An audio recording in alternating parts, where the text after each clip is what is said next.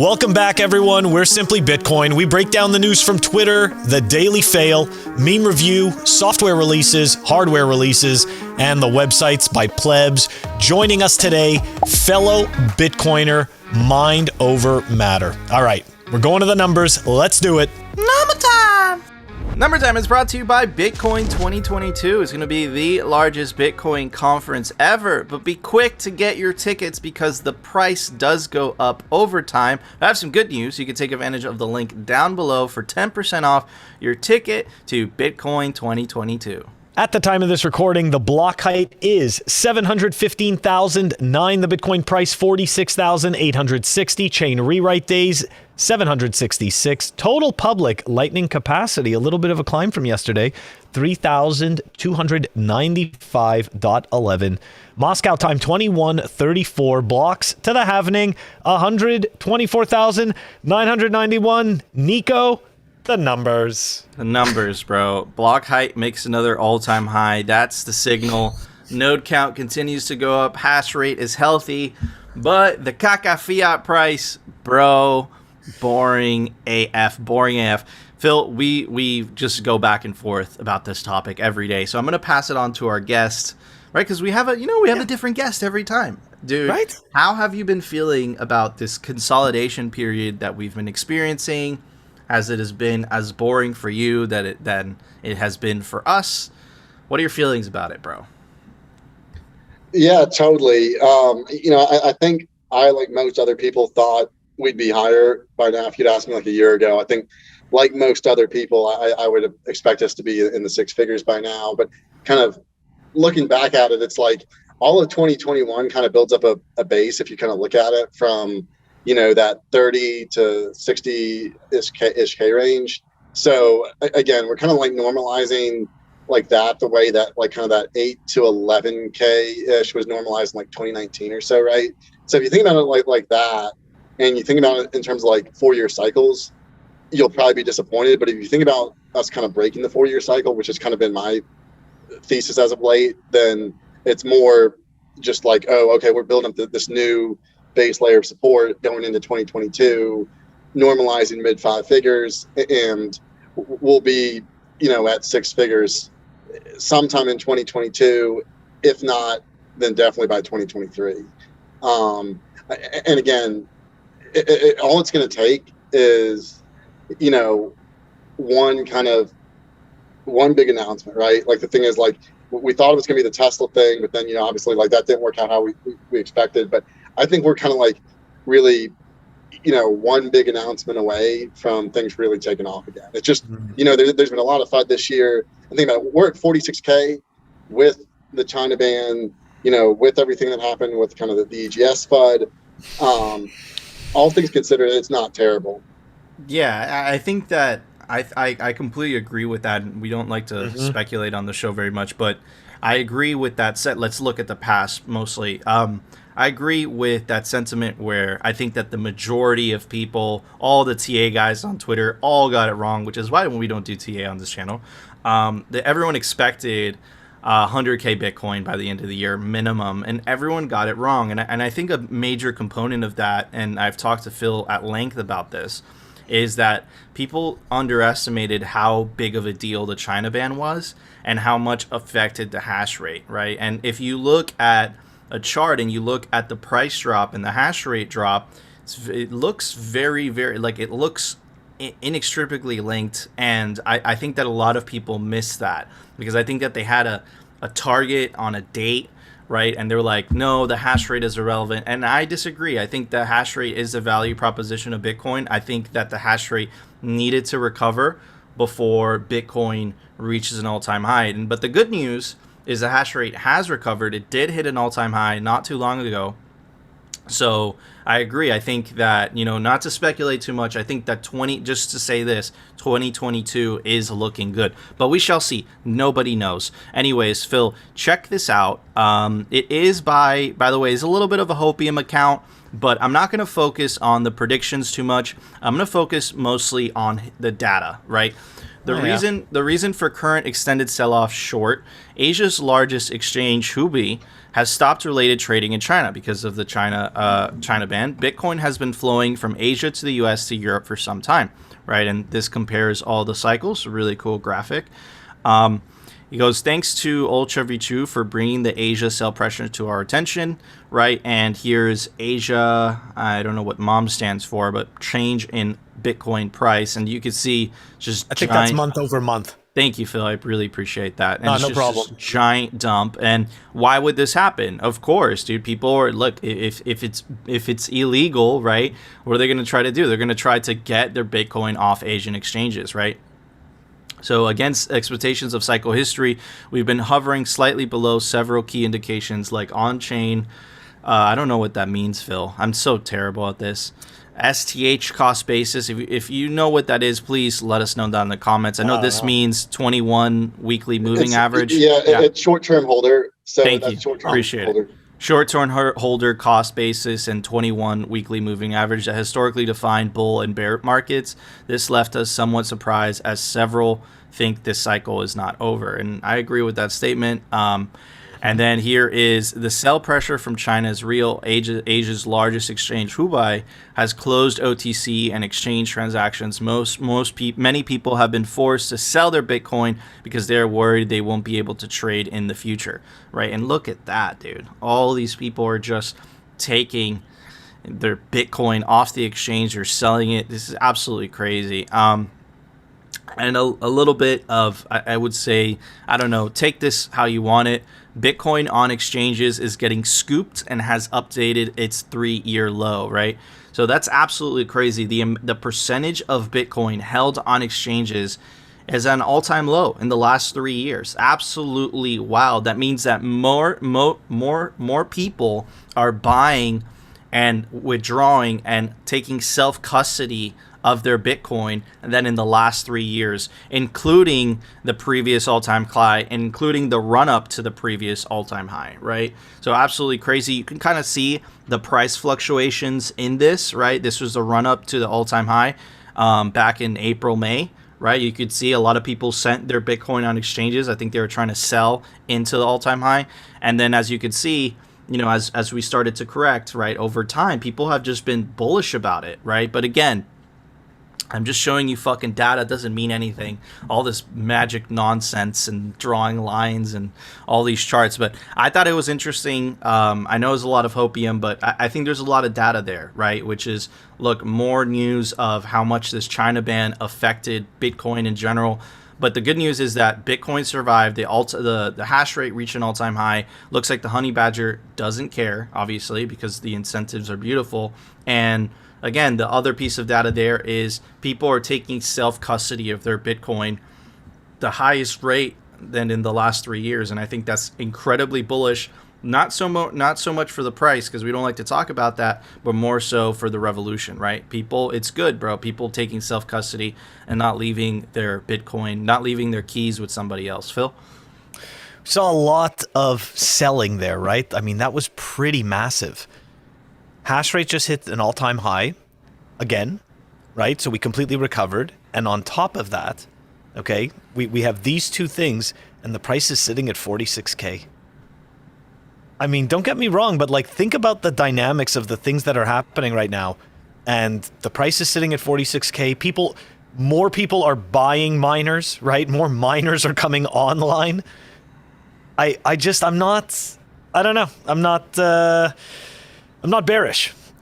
I think there's still legs, you know, and it's I think it's like kind of, you know, what Mind Over Matter said before, that the pattern is changing. And again, right, I think it's foolish that, you know, that we think that because, you know, past performance is predictive of, you know, future performance. Like that's not necessarily the case, because this is a hybrid asset that we've said before, right? People do not understand it. We don't fully understand it. We're all learning. So to sit there and think that like, oh yeah, well, you know, we've looked at other assets similarly. No, you haven't. You haven't looked at similar assets at all. None of us have. We have Bitcoin. So I think the variable that people don't appreciate a lot, and is the fact that this China ban happened and how much that affected Bitcoin in the short term, right? I think that people didn't appreciate how big of a deal that was. And you could see that sell pressure from Asian exchanges, the hash rate going down, the sell pressure from miners trying to relocate to new locations. And I think that a lot of people were blind to it because they were busy looking at Bitcoin from a TA perspective. But just to add to your point, Phil, right, now that we got that out of the way and we've recovered on a hash rate perspective, right, the node count has reached an all-time high. The transaction value, the amount of transactions, the metric that Samson Mao came up with, right, transaction volume per second or something like that, also hitting an all-time high recently. So, dude, it's exactly what you said. If you look at the data, it looks incredibly bullish for next year, but that doesn't mean anything. Raw Egg Nation, you want to wrap up the segment? What are your thoughts on all that stuff, all the hopium that I just showed everybody? Totally agree, right? I mean, and the other thing too is if you look at like what was going on in like April and May, you had, levered longs that were, APRs out the ass, out the roof, and now like leverage is low, right? Like speculators are mostly gone at this point, right? It's out of the news, things. So this is, we're building up this support base, in the 40s and 50s, and maybe it goes another 6 months. Like I don't know. But if I'm just looking at this from a probabilistic standpoint, now's about as good a time as it's been this cycle to get in, right? Like outside of the last time I can remember this good of an opportunity was probably like March, April 2020. So if you're on the sideline thinking about it, I feel pretty good that now's a good time to get in. Not to say it can't go lower, obviously it can, but from a risk-adjusted standpoint, it doesn't look much better. That like the data that y'all just presented tells the story. Everything looks good. Absolutely, everything looks good, but still, that doesn't mean every time. But this doesn't affect you if you stack sats and just have a long time preference, and don't try to time the market, because from our experience, that's how you wreck yourself, right? So, anyways. Just a little bit of data, I know there's a lot of hopium today, but hopefully I provided some value. We provided some value. I don't know why I said I'm going to slap myself. It's bad, Nico. But anyways, Phil, it's time for the Daily Fail. The Daily Fail is sponsored by Amber App. Check them out, amber.app. It's Bitcoin made easy. It's the easiest way to buy Bitcoin, and it's a stacking app by Bitcoiners. The link is down below. I've grown accustomed to calling Yellow the spokes muppet, but yet we still have to explain what's going to happen so that we don't freak people out. Yellow, tell them what's going on. Tell them what to do. Amber, the smart way to stack sats. All right, we meant to do this one a couple of days ago, but didn't get a chance because there was so much other fail we had to dive into. We were tagged by Icosonaut, so we appreciate this.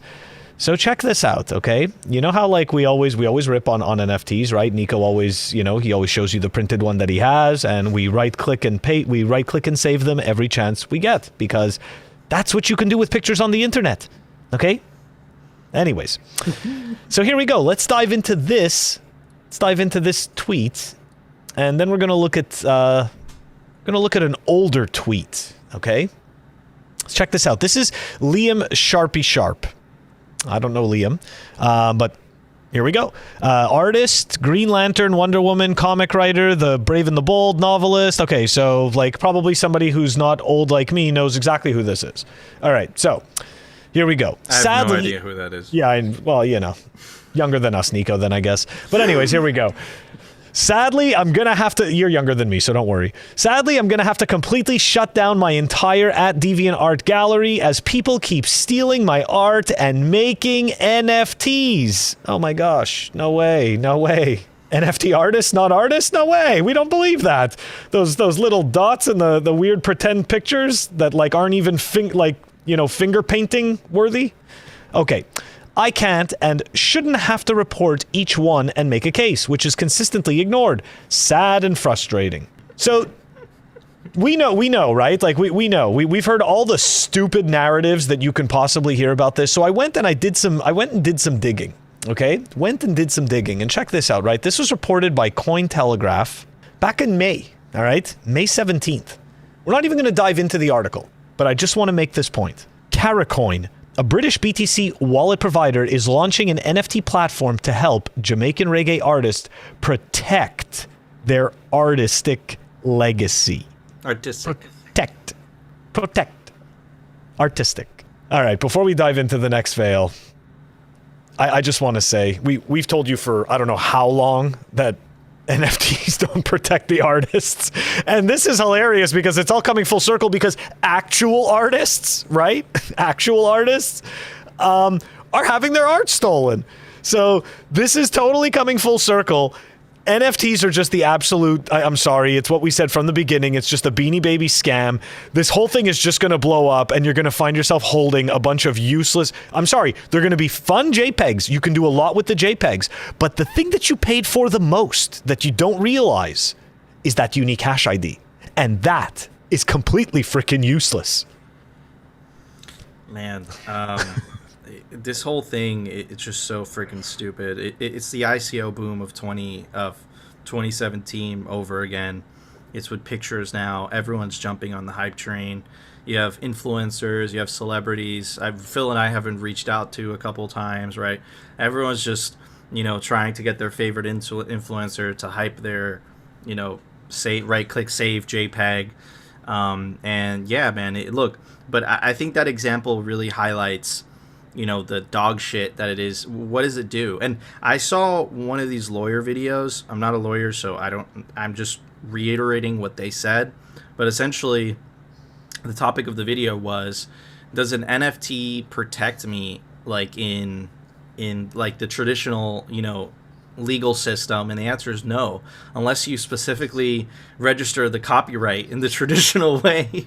Your art isn't protected at all, right? So what does it do? Like, I don't know, I still don't know what it does. And we've talked about this at length, and it's just, you're buying a hash. That's what you're buying. You're not buying the picture. Anyone could just make an exact copy of that picture by taking a screenshot of it, right? And I know a lot of people are like, oh yeah, but you're buying the art, and it's like, no, it's completely different. Because if you buy a painting in Meat Space, right, and if it's like a painting by someone, that's a very unique painting. Like, think about it, like the type of wood that they use in the canvas, the paint that the painter used, the brush strokes are the same. The brush strokes are different depending on the human that does it. Like, there's so many things that you could just tell, right, in the physical world, that in the digital world you could literally make an exact copy of, because it's all ones and zeros, right, at the end of the day, right? So it's just freaking stupid, dude. This whole thing is stupid. I think it's gonna wash out,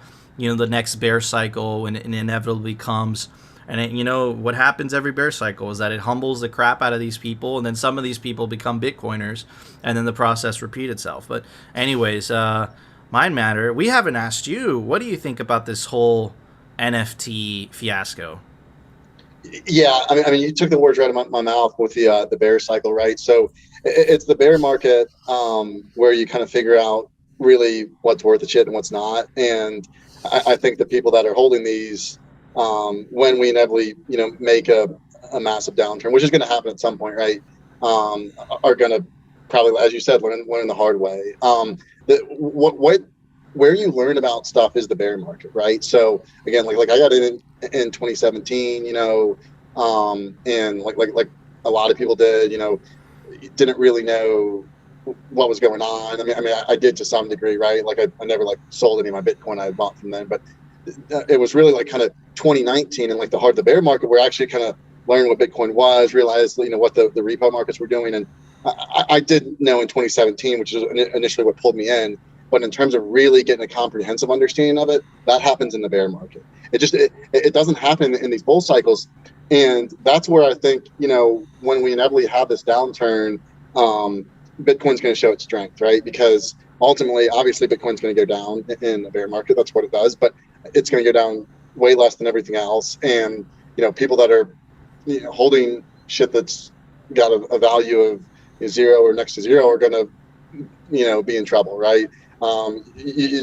Things just don't go up forever, right? So I think it's the bear cycle where you actually learn At least for me, it was, right? It was like I got in 2017. Bought like I like downloaded Coinbase, and at the time there was like Bitcoin, Ethereum, and Litecoin. I bought all of them, right? Just like, oh, fuck yeah. And then like as you get further in, and like you actually kind of start to learn, because you have to, right? You're forced to. It's not just speculative mania anymore. So we'll see about all of this come whenever the next bear cycle is, like you guys said. Absolutely, I agree. I think that's a signal. But anyways, Phil, what is the next fail? All right, so hackread.com, another day, another DeFi protocol hacked. This time it is Grim Finance to suffer an advanced attack and lose 30 million to hackers. It's a good name though, right? Grim? All right, let's dive into the story. I don't even remember what the research is on this one anymore, but I remember it was funny. I remember at a few points I was like, this is funny. Anyways, so here we go. Okay, Grim Finance, a DeFi protocol and smart yield optimizer. I feel like we've looked at smart yield optimizers before, Nico. These are very good words. They make you feel like you're doing something. Smart yield optimizing. Anyways, it's announced that the platform was hacked Saturday 18th in an advanced attack. Doesn't matter what type of attack it was. You got rug pulled. I don't care whether it was advanced or stupid. Money's gone. Doesn't matter. Anyways, it allowed hackers to steal over 30 million worth of phantom tokens. Grim Finance, and they've got a phantom token. Anyways, all right, you can see their theme, right? They've got, like Nico has said in the past, right? They've got the good names. They've got the good theme going. Grim Finance explained that the attack was possible because unknown attackers exploited a flaw in its vault contract.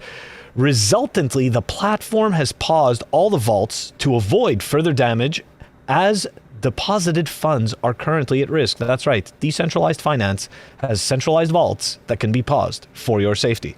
It's fantastic. First time I read this, though, it made no sense to me.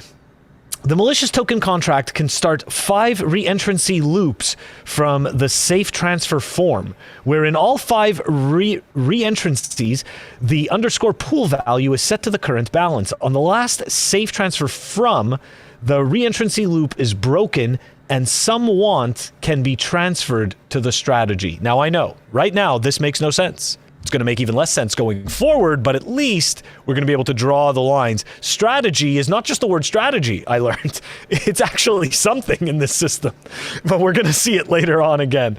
Anyways, here we go. Although all vaults have been paused, Grim Finance is allowing users to withdraw their funds by unpausing some. Very noble, very nice of the king. Grim Finance is yet another addition to the list of crypto platforms that have suffered massive security breaches. On November 8th, hackers managed to steal 55 million worth of cryptocurrency from DeFi lender BZX, which we reported on, through a phishing attack. In another attack on December 17th, the Ascendex cryptocurrency exchange announced it was hacked, and attackers stole a whopping 77 million by exploiting a vulnerability to access its hot wallets. Okay, let's take a look at Grim's website. Now, usually I could scroll down on these things. Usually there's like some, there's some meat and potatoes when you go down below, but all they have is this cool graphic and enter the app or watch their video. And then, of course, you can go talk to them on Discord, Twitter, GitHub. Here's their docs, which we are going to dive into. And of course, the all-important audit. Very important. Let's take a look first at the Grim token. Grim is a very special token and a labor of love for the community. Grim enables users to effectively become a shareholder in the Grim Finance platform and receive a distribution equal to 50% of our platform harvest fee, allowing users to earn rewards that grow directly alongside us with our, and here's the buzz term, TVL, right? Total value locked. They love that. They're very proud of that. Grim is designed to be deflationary, offering a competitive variable passive burn rate fee. This allows users to gain value from passively holding the token. I want you guys to keep in mind they are deflationary. Okay, just keep that in the back of your head. They are deflationary. Okay, let's go take a look at the Grim distribution. Max supply, it's 10 million. Do you see what it says right below? Subject to change by the DAO. Okay, so not deflationary. This is magical. This is stupid. You're buying a shitcoin, okay? This is why. Like, when you actually read what they're telling you, you can dismantle any one of these. It's completely ridiculous. Anyways, let's continue, because we're not done yet. All right, so there's that, the BS of the max supply, okay? Then there is the audit, okay? Now, they had to update it to add that they got hacked on the 19th. But, they're letting you know in their audit, this is the safety that they have in place for you. Pay no attention that they were just hacked. It doesn't matter, okay? The re-entrancy guard is used in relevant locations to, and I'm sure they meant to write the word prevent, but for some reason nobody could look this document over. They were too busy, minting shitcoin. Anyways, to prevent re-entrancy attacks. Now, that's my personal opinion, but I'm pretty sure that many people will agree, especially the rug pull people. But it's interesting, right? Because the piece we read at the beginning had to do with a re-entrancy loop, but yet they've put in place a re-entrancy guard. Supposed to prevent the... Doesn't matter. Okay. Note that the strategy... See, there's that word, strategy, okay? So that random word in the other article that meant nothing, apparently it has to do with some type of contract that they have. So here we go. Note that the strategy contract, not reviewed by our team, will have significant control of deposited funds. They got hacked for $30 million worth of tokens from the strategy contract. The best part, right? The audit summary. No issues from external attackers were identified, but yet they were hacked through the strategy contract, which is not reviewed by their team at... it's okay. They ensure trust in the team as the owner has the ability to change the strategy contract, the burn fee and the LP fee at any time. So they're just telling you that they can rug pull you and do whatever they want at any time. And then, of course, that was back in August. And yet, here we are in December getting rug pulled. So that's what happened to Grim Finance. If you read more than 10 minutes on this thing, there's no way you would have put a penny. Okay, I'm saying if you don't understand Bitcoin and you think that these ridiculous projects make sense, do yourself a favor. Take the time, read their ridiculous literature, and find the holes. Your money will thank you, your value will thank you, your time will thank you, and your future you is going to be thrilled that you didn't buy this garbage. Absolutely. The end. Absolutely. Beautifully done.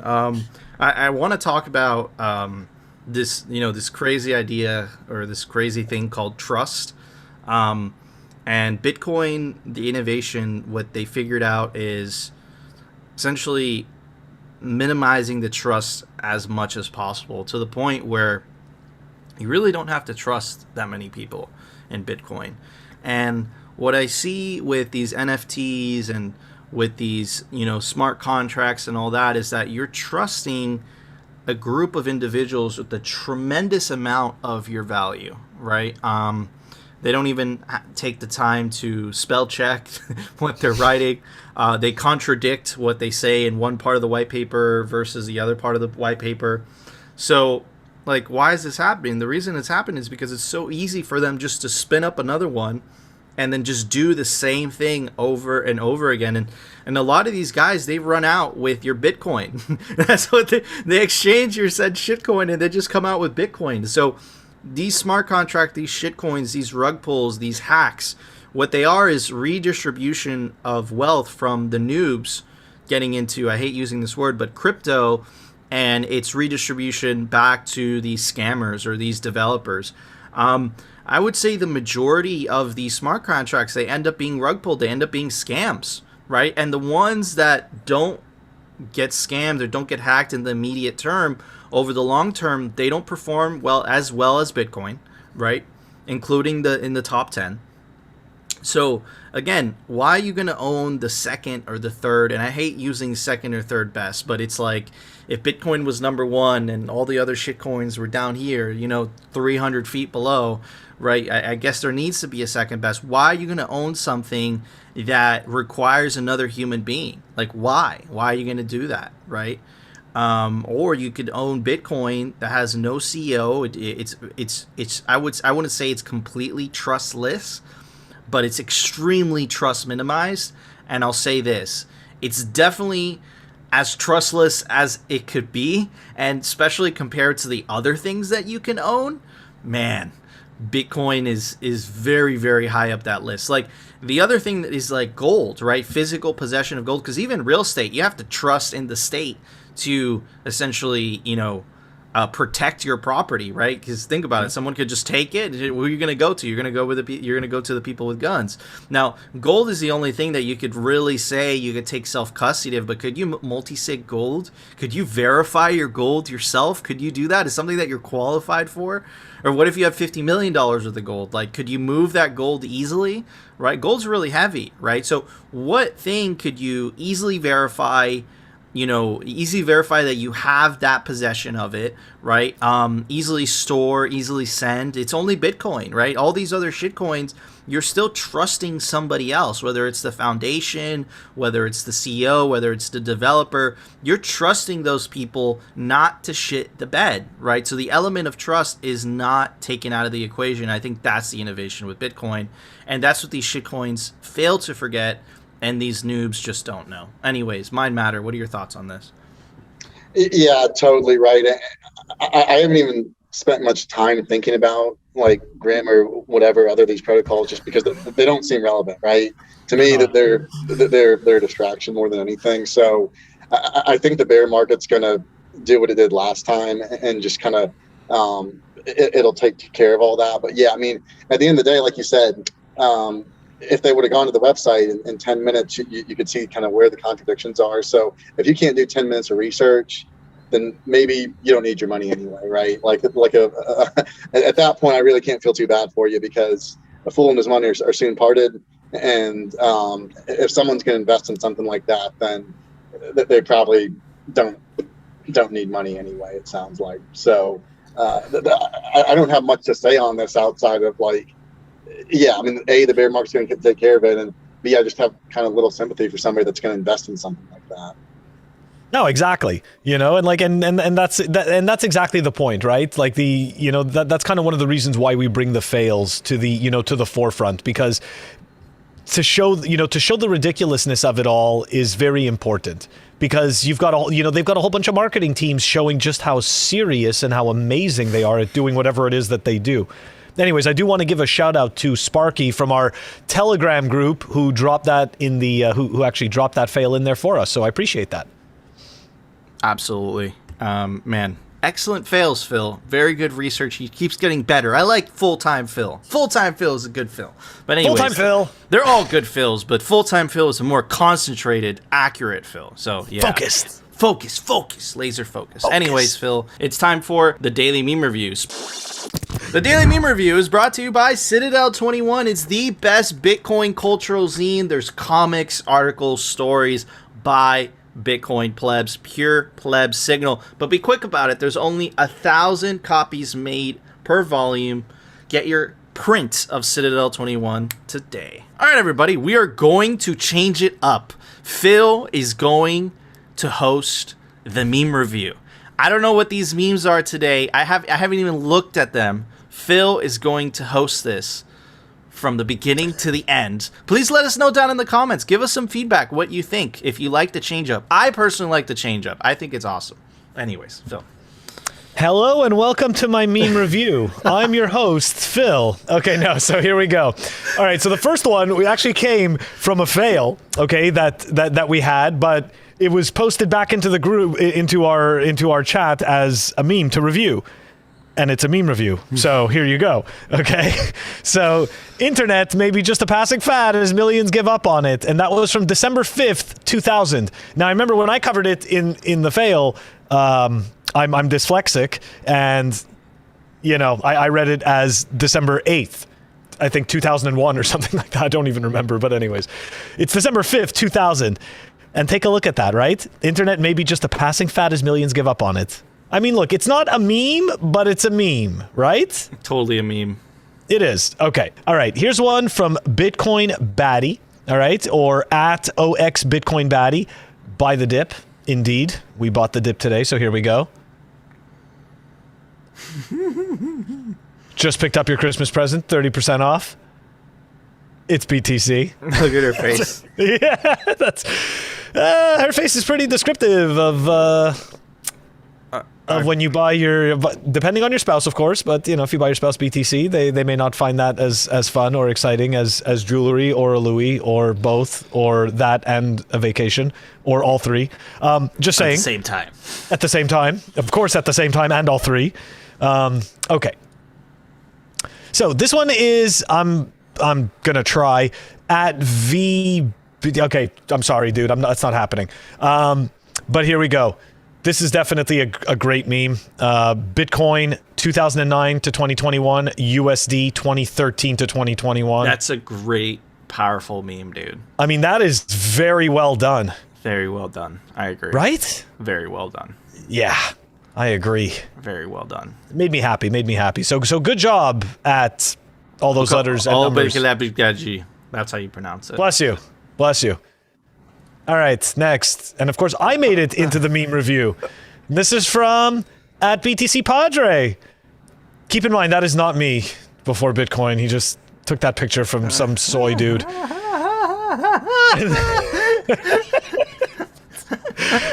retweeted it. I mean, I think these are great. But even my glasses aren't that bad. No, your glasses have style. But they're close. His glasses are like utility glasses, They're close. But yeah, I thought that was a pretty good one. Okay, here we go. All right, I had to zoom out to fix this, and even that didn't really help, but here we go. This is from at Rory Highside. Okay, this is all that stands between you and your Ethereum. Okay, now some context. I don't get it. Oh. Proof of stake versus proof of work. Oh man, that's good. That is really good. That is hilarious. That's a good one. I'm sorry. I don't mean to laugh, but it's funny. Okay, so here we go. RDBTC, but this was tweeted by at Bitocrates or Bitocratus, and it's RDBTC's original meme. Crafted this fitting meme. Here we go. Governments, how to stop Bitcoin. You can't. And that is perfect. That is perfect, especially falling on the heels of yesterday's China article that we read. All right, Nico, since I get to host the meme review, I would like you to go first. Man, first of all, that was a great meme review. Please let us know down in the comments what you thought of Phil hosting the meme review. And it's a meme review because we need memes, because it's a meme review. Anyways, for that, exactly, we don't need memes. I gave you a curveball. But anyways, I'm going to give it a Raspberry Pi fan you use when you build yourself your own node. Which I did. I built myself the basic node, but for the Trident case, I needed Phil's help because I don't know how to solder cables. Phil? All right. Well, you know what? Interestingly enough, as weird as it is, and we don't discuss our scores before the show, I also took a tech turn to this one, and I went with, okay, not a fan, but this helping hand. Right? That's what these are called, the helping hands. Right? So when you're soldering stuff, they hold the board in place for you so you can, hold your solder and the iron. Very good score. Helping hand. You always need a helping hand. This is true. Mind Matter, if he's still here, what would you give those memes? I would 10 out of 10 for all of them. If you have a bottle of hot sauce, Woo! that's Numbers and hot sauce. 10 out of 10 and hot sauce. Great scores for those awesome memes. Anyways, guys, we want to know, do you agree with our scores? Do you agree with Phil hosting the meme review? Let us know down in the comments section. And of course, you guys know the drill. We say some things that might piss off the wrong people. We do talk about central banks. So subscribe to us on alternative video platforms like rumble.com and our personal favorite, bitcointv.com. It's our personal favorite because they don't censor, because it's bitcointv.com. And of course, join our Telegram group. Link us some Bitcoin memes to review. But anyways, Phil, it's time for the daily news. The Daily News is brought to you by CryptoCloaks.com. They make the best 3D printed Bitcoin merch, like the Bitcoin Freedom Grenade. It unscrews, you put your open dime in there, really cool stuff. Or the 3D printed Honey Badger, opens up, you put your cold card in there, really cool stuff. Anyways, take advantage of the link down in the link description for 5% off CryptoCloaks.com. All right, everybody. So check this out. I'm going to connect the dots like I try to do every day. Check out this tweet by Jamie W. Garcia. And the original tweet was in Spanish, and this is the translated version. A couple days ago, Chivo Wallet released their 2.0 app update. I ran several test transactions and it seems to be more stable. Transactions are not getting stuck. Lightning usability is better. The update description claims improved security, but I can't verify how. And here is the actual screenshot from the App Store. Some actual screenshots from the Chivo app. Absolutely mind-blowing. And just keep in mind, everybody, that this is a government app for Bitcoin that enables Lightning transactions, that enables, sending and receiving Bitcoin. It also enables people to send remittances from the United States back to El Salvador. Absolutely crazy. Now, kind of compare that to the situation that you have in Western countries that most benefit from the legacy financial system. And what they're trying to do is they're trying to hold on to that fiat, that power that comes with the fiat money printer. And they're trying to, just jam in these central bank digital currencies. And, it is kind of depressing. And when I see El Salvador, I see hope. And in the book, The Sovereign Individual, he actually talks about essentially, because of how much power semiconductors and Bitcoin, you could all put it together, but essentially how much power each individual will have in the information age, what you'll start to see happen is people will leave Western countries as they lose their competitive advantage. Because think about it, now the internet pretty much connects each other. So that competitive advantage that you had to live in a certain place, right, in a certain location in the United States, isn't so actually competitive anymore. But it's not only me speculating this, right? Here's some actual data from Axios. Wealthy people are renouncing American citizenship. And why is it that they're renouncing it? Look, it reached an all-time high in 2020. And I suspect that number is going to accelerate, just like he predicted in The Sovereign Individual. Anyways, where it stands, the IRS published a quarterly list of the names of people who have renounced their citizenship or given up their green cards. I love how they make a list. It's like, these are the people that betrayed. It's so stupid. Anyways, the numbers started swelling in 2010 when Congress passed the Foreign Account Tax Compliance Act, which increased reporting requirements and penalties for expats. FATCA kind of flushed people out of the bushes, says Andrew Mitchell, an international tax lawyer based in Connecticut who tracks the numbers. It effectively deputized all the banks around the world to tattletale on U.S. citizens, right? So kind of connect everything, right? When you had to essentially be in a certain location to make a certain amount of money, these types of regulations work for the government, right? They work for their advantage, right? It tries to squeeze as many pennies as possible out of their populace. It doesn't matter anyways because they spend more money than they collect in taxes anyways, but put that aside. So, but now that we're essentially live in a world where you could have a Zoom call like we're on right now, and we could literally meet hundreds of miles away from each other in instant time. You could have work literally on a remote basis. I know, Phil, in your old job, you essentially, once everything happened, once, the sickness hit, right, they just went to remote work, and you see a lot of other companies doing the same. So what is the advantage of living in the US anymore, right? Before, it was your only option because you had to be in a physical location. But as the world transitions more into the information world, what you'll see is governments compete for your citizenship, compete for your business. You're already seeing that in El Salvador, right? Nayib Bukele knows exactly what he's doing. He announced the Bitcoin city with 0% income tax, 0% property tax, 0%. Why did he do that? To incentivize Bitcoiners to leave their countries and to move to El Salvador. Why? Because there's no tax, right? And what you'll start to see, right, as the Bitcoin game theory plays out and Bitcoin becomes legal tender in more countries, you'll see other countries want to compete for the Bitcoiners that are going to El Salvador. And what are they going to do? They're going to lower their taxes also. So right now, in this moment in time, it might not make sense, right, to move to El Salvador, right?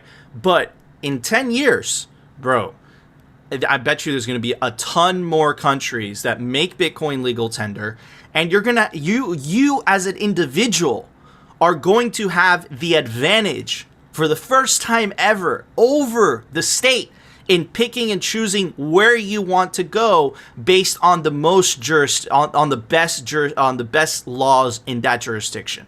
Right. So and you see this playing out. Right. You see this with the Axios report that I just showed. You see this with the Lightning update. Right. This is the future, man. This is just the beginning of what's going to happen. And it's exactly what Phil and I have been saying for so long. Governments, instead of looking at their citizens essentially as tax cow or as tax cattle, they're actually going to have to start providing value, right, for their citizens to stay there, or else their citizens are just going to put their arms up and say, why should I stay there?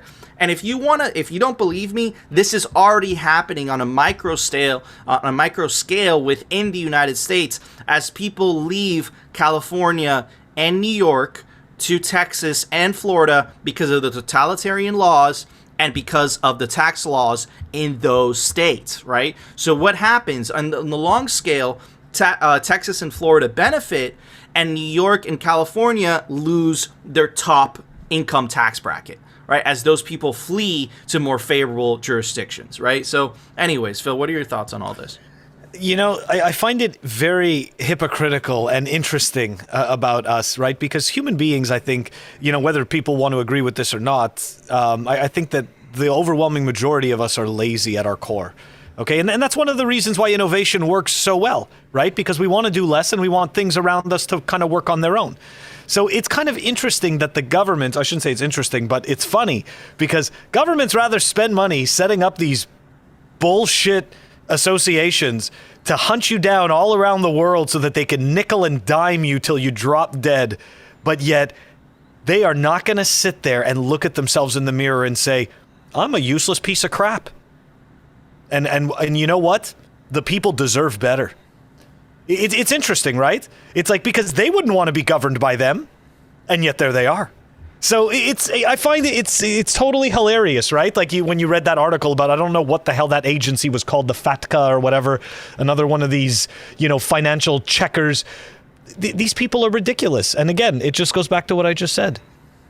They rather hunt us all down and nickel and dime us than actually sit there and make a productive government that creates value. And to your point, Bitcoin fixes this. And it's going to fix it going forward because guess what? Like you said, governments are going to want to, you know, they are going to want to battle for our business, right, as individuals. And they're going to want to have maybe the, you know, the most productive individuals in society in their cities and in their country. So, you know what? We're going to see what the future holds. They think they own you. That's the thing. Like, yeah. They think they own you. And here's the thing, like if the internet wasn't around in a way that they do, and especially if you're using their money, if you're using their system, right? Like they do own you in a way. But if you're using Bitcoin and with the internet, it's like you're no longer using their money, right? You no longer have to be tied to a location, right? So what incentive do you have to remaining in a country or in a nation state that's actively hunting you down, where there's another one that's developing a Lightning app, you know what I'm saying, that has 0% income tax? It's like, what incentive do you have to stay there, right? There's comfort and there's family, but again, try squeezing and try passing more laws and being more totalitarian. And there's a breaking point where people are just going to weigh the pros and cons and say, yeah, I'm not going to stay here anymore. We've already seen that on Twitter of people fleeing their country and moving to El Salvador already because they're just sick and tired of the totalitarianism, or they're sick and tired of regulations in those countries, right? Mm-hmm. So again, I think that's a foreshadowing of what's to come, dude. It makes me so incredibly bullish on the future. Anyways, Mind Matter, what are your thoughts? Are we seeing things that are not there? Yeah, I mean, y'all articulated it perfectly, right? The fact of the matter is, the only incentive to stay in a country like the U.S., right, is family, right? Family, people. So that's going to keep most people around for the most part. But if it take that out of the equation, there's no incentive, right? And I've talked about this before. People still have this kind of model of the U.S., especially kind of kind of older generations, Gen Xers, Boomers, that the U.S. is what it was in 1995, right? This kind of flawed model from 25, 30 years ago, where the U.S. was really kind of the capital of innovation, and things were kind of broadly good. The U.S. barely qualifies as a first world country. It really, I mean, the inner cities are terrible. It's overrun with crime, homelessness, all of this stuff that's broadly kind of downstream of the money, right? And so, yeah, why would you not want to go somewhere in Latin America where the prices are 1/10 or 1/20th of what they are in the U.S., where it's not a government that's as hostile to you in terms of the tax laws. Maybe in some places they are, but for the most part they're not as hostile to you. Why would you not want to go to some place where the food's better, the water's cleaner? I mean, again, what you saw in the latter half of the 20th century, right, was like a migration to the United States, and I guess broadly to Western countries. What you're going to see going forward is a migration away from the U.S., because the U.S. is effectively a failed state at this point, right? And whether it be kind of El Salvador, whether it be whether it be Paraguay, whoever the next kind of one to jump on board here is, you'll see people following the innovation, following where there aren't these kind of draconian laws, and just kind of starting lives there. And will it happen all at once? No, and largely just because family, social network, and all that stuff's still here. But as you kind of get the first kind of person or two in any one group, and then they're like, well, I got a couple buddies down there, why not go down there? And then you'll just see people just starting families, and they'll just leave the U.S. behind, because again, the United States is a dying empire in every aspect of it, and people that just haven't caught up to it yet, that think it's still 20 or 30 years ago, are going to have a really bad time. So again, yeah, I think it's just going to incentivize people to get to actual what will be the kind of first world country of the future, which will largely be in Latin America and maybe Southeast Asia. Absolutely. I completely agree with that viewpoint. And, it's unfortunate, but it is what it is. And, the U.S. and Europe and the U.K., they're going to be some of the last countries that are going to be friendly towards Bitcoin the way that El Salvador and all these countries, because they most benefit from the fiat legacy printer. So when you legalize Bitcoin as legal tender, you're essentially saying this is legal tender, right? And essentially that kind of shakes up, currency in people's mind, because then you start looking at Bitcoin the way you look at the US dollar, and in the eyes of the masses. I'm not talking about, the orange pill, but it's unfortunate, dude. But anyways, let's see. And another thing that I wanted to add is that Bitcoin gives you the ability to vote with your feet and also your wallet. You could take your wealth with you very easily, right? Before, you couldn't do that. I've heard horror stories of people storing their gold in their freaking teeth, and that was essentially how they brought their wealth with them, or hiding their gold. Now you could memorize a 12-word phrase in your mind. Absolutely crazy. But anyways, Phil, you were so freaking right, my dude. Check this out. So Phil, just to kind of give you guys some context, and again, we don't care about, the virus and Omicron and all that BS, but Phil said this in a very wise manner. He said they needed an excuse to keep on printing money. Now, I'm not going to comment on the virus and Omicron and any of that stuff, because it's a hot topic. We just don't want to talk about that. But I want you guys to view these articles as they're trying to sell you a narrative. They're trying to sell you an agenda. And keep in mind, I live in Florida, okay? Florida has been open, for business for a very long time now, right? And you have countries and states that all over the world that remain shut down, right? And if you actually look at, the mortality rate of this virus, it looks like it only affects the immunocompromised and the older part of the population. But in the younger part of the population, if you are healthy, right, The survival rate is actually extremely high, and if you do decide to take the vaccine, right, it's actually essentially you're okay. This isn't something that you should worry about, right?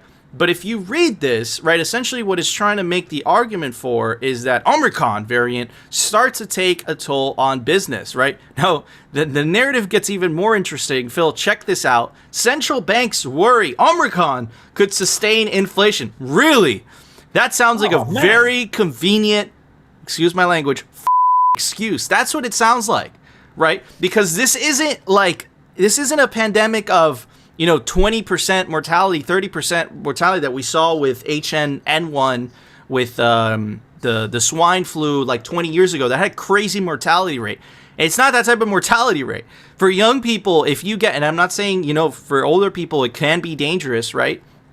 But again, for the majority of the population, this thing doesn't really affect you, right? So again, this is a crazy narrative. Anyways, let's dig into the article a little bit. The Omicron variant is circling the globe, closing borders, sparking new restrictions on economic activity. I'm going to rephrase that. The government is circling the globe, closing borders, and sparking new restrictions on economic activity. How do I know this? I live in Florida. Florida's been open. I go to a supermarket, no one's wearing masks, and everyone's okay. The restaurants doing fine. They're all dead? No one's. It's like the virus didn't cause the closures. The governments did. That's what's going on here, right? And again, in the beginning, you could say it was justified because it was novel. No one knew any idea what this thing was, so it was very scary. But 2 years later, more shutdowns, more lockdowns, and clearly they don't work. So what's going on here? Just makes you ask questions. Anyways, yet central banks, instead of loosening monetary policy to prop up their economies as they did at the start of the pandemic, are moving to unwind stimulus and raise interest rates. Let me translate that for you. Yet central banks, instead of printing money to prop up their economies as they did at the start of the pandemic, are moving to unwind stimulus and raise interest rates. So governments are still printing money like crazy, but this article is trying to get ahead of that because Powell essentially announced last week that he's going to raise interest rates by 0.25. This article is essentially saying, hey, you can't raise them. You got to keep printing that money because of the Omicron. It is such mierda. Anyways, the moves reflect a new thinking among policymakers about the pandemic's economic effects. Central bank officials worry that rather than simply threatening to curtail economic growth, a surge in virus cases could also prolong high inflation. In the past week, the Federal Reserve, the Bank of England, and the European Central Bank all moved to tighten monetary policy in response to inflation concerns. See? This line right here, let me read it, sorry. This line right here was a response to this. This is what I was just talking about. Federal Reserve, Bank of England, European Central Bank moved to tighten monetary policy, which means that they signaled that they were going to stop printing money at the rate they were printing. And then, coincidentally, this article gets released a couple days later, criticizing the fact that they're going to stop printing money at the rate they're printing. It's absurd, dude. Okay, anyways, when the pandemic first became widespread in early 2020, governments locked down their economies. Consumer spending fell sharply, employees shed workers, prices fell. Within a few months, the rise of e-commerce and remote working allowed the economy in many developed countries to recover rapidly. With I can't say that word, that recovery has continued this year. So, again, the reason I'm reading that article, guys, and I'm trying to essentially make you guys see it from the lens that we're seeing it, and not put all the stuff aside that's very controversial and we don't want to talk about that. I just want you guys to look at it from, they're trying to set a narrative and they're trying to incept you with this idea that we need more stimulus, that there needs to be another stimulus package, that there needs to be more money printing because this is the only way, right? Man, it's absolutely crazy. And Phil, did you fucking call it a couple months ago when you first started talking about this? But dude, did you see that fantastic little play that they put on? It was the Theater del Circle Jerk, dude. right? So It they, was- they tell you that they have to raise the rates, and then they're like, no, No, don't do it. The Omicron is here, and it's like, here. We need to print. like, just come to Florida. Come. I'm telling you, you'll be mind blown. You're like, holy fuck, how are you people not dying and dropping left and right? What's going on? Right? So it really makes you wonder, right? Like, what is going on here? These are a lot of convenient excuses, right? A lot of totalitarianism. Phil, I just feel like this is just one big fucking excuse to print more goddamn money. And what we should be really worried and concerned about, unfortunately, like I hate to be that, that bearer of like, bad news. It's my opinion with my tinfoil hat on that they're going to have to keep coming up with more difficult reasons to print money, right? Like, you and I have discussed this before. They're not getting that much bang for the buck anymore. No, you know what I mean? Believe like, them as much. They barely got, like, think about it. Think of all the money printing that they did. And here we are 2 years later and nothing has changed. It's only gotten worse. Everything has gotten more expensive. Now on top of that, right? On top of the inflation that they can't keep under control, okay? Now again, we have this re-emerging narrative that we need to lock down and the cold winter and businesses will suffer. And it's like, are you kidding me? Really? Like, it's like, so this is unfortunately my point is that they're going to like, reasons are going to be manufactured to continue this along. Okay. Yeah, and again, it's just sad. Hold on, I want to put I want to put a giant asterisk, right? Yeah.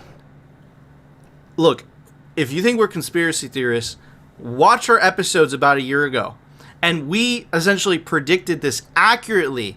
That this is exactly what was going to happen. They were just going to come up with more excuses to print more money. And why is that? Because the gig is up.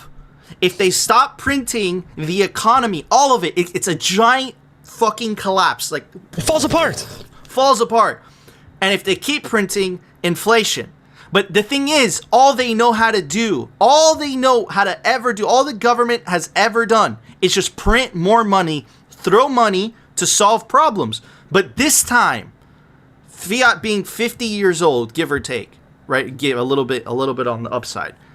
There's no more, and the expression is just kick the can down the road. There is no more road to kick the can down. The gig is up, right? There is no can. There's no road. There's you no look can. down. There's no can. It's just a hallucinating senile person doing terrible things with everyone's value and time. Sorry. And look, like, we try to use reliable sources. Those are articles from the Wall Street Journal, right? And that is the language that they're using, right? And again, Phil and I are just two idiots on YouTube. You read those articles and you're just like, what the fuck are wrong with these people?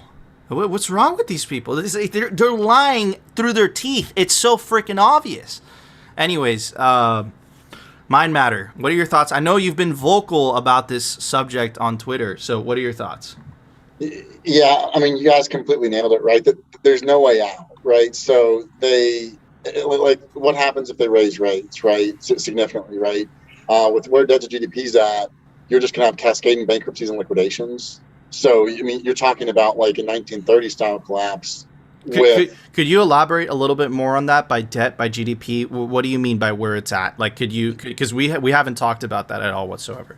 Yeah, sure. So debt to GDP globally is at 380 or 400%, right? So, and just for and that doesn't mean anything out of context, but in the 1970s, right, the last time you had kind of rampant inflation like this, it was like at 120, 130%. So, right, like if you raise rates a little bit, then you're going to have some zombie companies go underwater like you did kind of 40, 50 years ago. But ultimately, and this is what Volcker did, right, in the 1970s. Like he raised rates. I think the treasury is at it was over 10%. It might have been close to 15% at the time. But you had room to maneuver because you didn't have kind of the debt to GDP, right?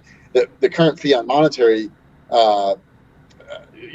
experiment was in its kind of relatively early days, right? I mean, if you go back to kind of Bretton Woods, we've been on fiat at least since 1944. But in terms of it not even being kind of fractionally reserved by gold, it's only been since 71, obviously. So mathematically, right? It's you have are literally between a rock and a hard place. So like the last chance the Fed really had to do something might have been 2008, right? Because if you look at like 2008, right, you had the rate on the Treasury was like 5.25, and so they cut it all the way down to zero because of the collapse. But what they could have done then was just not bail out the banks, right? Like, and then you live with that collapse and you kind of rebuild. But because they didn't do that, right, and the derivative markets expanded exponentially since then, debt to GDP is higher than it was 13, 14 years ago.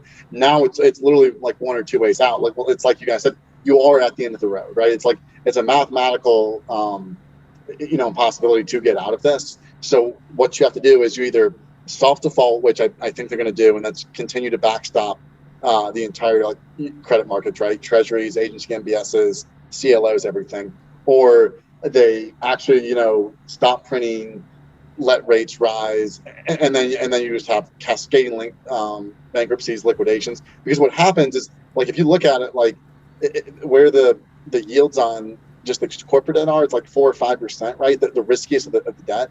Imagine if they stop backing that, right? Like that immediately goes underwater, and that has cascading effects throughout the entire economy, because it's not just that, like the fact that like the treasury market goes underwater, right? It's the agency market that underbacks the majority of the housing market goes underwater. The CLOs, which brought back most of the corporate debt in the country, that goes underwater too. So it really is like a mathematical impossibility for the Fed to get out of this at this point. And so I think what they have to do is you keep printing, but again, you have to have reasons to print, right? As you guys alluded to, like they're going to have to make more and more ridiculous reasons to continue to print. And they have to print, right? Like, I don't see a way out of them printing. Luckily, this time we have an escape valve, right, with Bitcoin. So, thankfully for that. But yeah, I mean, unfortunately, because like not everyone's going to get on the lifeboat, and those people, like, imagine being a retiree, you're 65, 70, and things have just kind of worked out your whole life, right? Because you were born into prosperity, and now we're at this end of this 90-year debt cycle, and there's nowhere to go. So anyone that's on a fixed income is going to be in for a lot of hurt in this coming decade. We're going to transition, and it's eventually going to be better, but there's going to be so much pain in the near term. It's going to be kind of catastrophic for a lot of people, unfortunately. I completely agree, and it's crazy because so many people are coming to this conclusion. You have Ron Paul, the famous libertarian politician. You have Max Kaiser. You have Jack Dorsey, recently tweeted hyperinflation, and then he quit Twitter a month later. Weird there. Just pointing it out. I'm not giving my opinion. But look, it can't be that everyone's seeing the writing on the wall, so to speak, and the propaganda, because that's really what it is just getting more and more ridiculous. Like, it's getting laughable at this point. You're reading that, and look, Wall Street Journal, like, you would read that 10 years ago or 20 years ago. That's a very reputable newspaper. You'd be like, oh, it's from the Wall Street Journal. You see your dad with the paper, just, it's like, it's the Wall Street Journal. But you're reading this, and it's coming from those sources, and you're like, this is ridiculous. It's like, we all know you're fucking lying. Like, and we showed you guys a couple, it's like a week ago or 2 weeks ago, when the Fed announced they were gonna they suspect that rates are gonna be at this point by 2023, and it was a whole sheet on the wall on the New York Times, and they had a very nice graphic, and it was just like man, it's just so ridiculous. It's so ridiculous. But anyways, you protect yourself from all this, right? It's a Bitcoin show, and the reason we're pointing this out is because we're pointing out the ridiculousness of the fiat world that we think is collapsing. There's a lot of evidence to suggest that this whole fiat system, man, it's on its last legs, but nobody knows. But anyways, if you want to hedge your bet a little bit or protect yourself, get on the orange life raft. That is Bitcoin. But anyways, Phil, there was an open source software release today. Why don't you tell everybody about it? Software releases. The software releases are brought to you by CipherSafe. Check them out, cyphersafe.io. This is the Cipher Wheel, the safest place to store your seed. Check this out, steel wheel, that's right. You can even stick a lock through it. Anyways, pet-proof, tamper-proof, fill-proof, and as of yesterday, Nico-proof. The link is down below in the show notes. We've got a Morton version 0.5.7 that was released. It's down below. And guys, Don't forget, rain or shine, Monday through Saturday, that's right. I'm remembering the dates now consistently. You can find us audio only, right? We've got the audio only episodes. We're on Pocket Casts, we're on Anchor, we are on Apple Podcasts, we're on Spotify, and soon we're going to be on more platforms. Don't forget to check us out. We always post. We'll let you know if we don't. Awesome. Thank you, Phil. All right, guys, that was our show. Before we go, I want to give a very special shout out to our awesome guest, Mind/Matter. You can go follow him on Twitter. His handle is Raw Egg Nationalism. There's no I, so nationalism. Anyways, guys, that was our show. If you enjoyed the show, you know what to do. Smash that like button. And of course, if you want to continue hearing the catastrophic fails from the shitcoin developers, the central bankers, all the same, and the Bitcoin used from the play perspective, definitely consider subscribing. And we'll see you tomorrow, guys, for a brand new episode of Simply Bitcoin. Governments and corporate-owned media are selling us so much sizzle, they forgot what they were cooking a long time ago.